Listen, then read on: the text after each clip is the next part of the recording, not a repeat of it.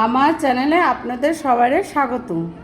আজকে রান্না করব টমেটো, জলপাই দিয়ে আর নতুন খেজুরের গুড় দিয়ে চাটনি।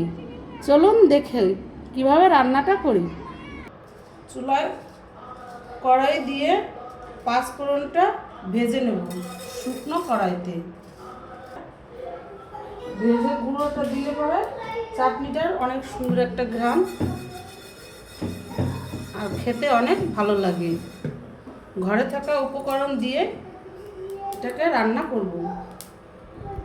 এখন দুটো শুকনো মরিচ দেব কয়েকটা পাঁচফোড়ন। এখন জলপাইটা দিয়ে দেব। জলপাই দিয়ে একটু নাড়া দেব। আসলে জলপাইটা সিদ্ধ করে নিতে হয়, কিন্তু আমার জলপাইটা ফ্রিজে থাকার জন্য বেশ কয়েকদিন এটা এমনিতেই মজে গেছে আর সিদ্ধ করতে হয়নি। এখন দিয়ে দেবো কয়েকটা টমেটো দিয়ে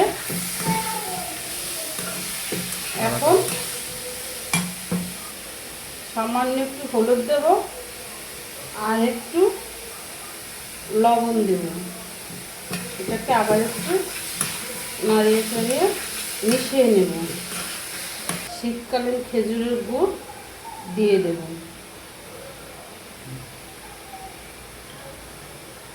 দিয়ে এখন এটাকে নাড়িয়ে চাড়িয়ে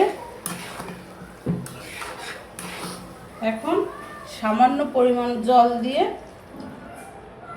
যেহেতু আমি এটাকে চাটনি হিসাবে খাবো, এর জন্য নরম নরম করে, না বেশি পাতলাও করব না আবার বেশি ঘনও করব না, এরকম অবস্থায় রান্নাটা করব।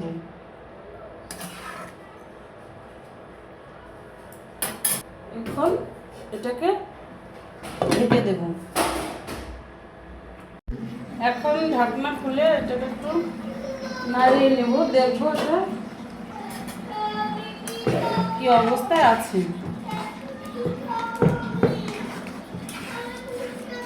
খুব সাধারণভাবে আর সহজভাবে রান্নাটা করলাম, কারণ সব সময় এত সব কিছু দিয়ে রান্না করা সম্ভব হয় না, কারণ সব সময় ঘরে সব কিছু থাকেও না আর ওইভাবে খেতে সব সময় ভালোও লাগে না।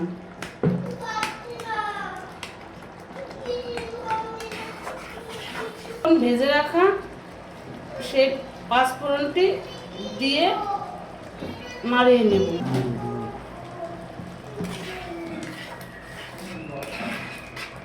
দেখুন কত সহজে রান্নাটা করে নিলাম।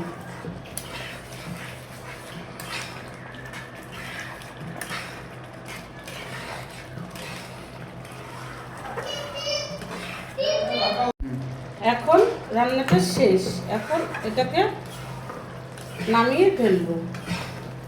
এই হচ্ছে টমেটো আর জলপাইয়ের চাটনি।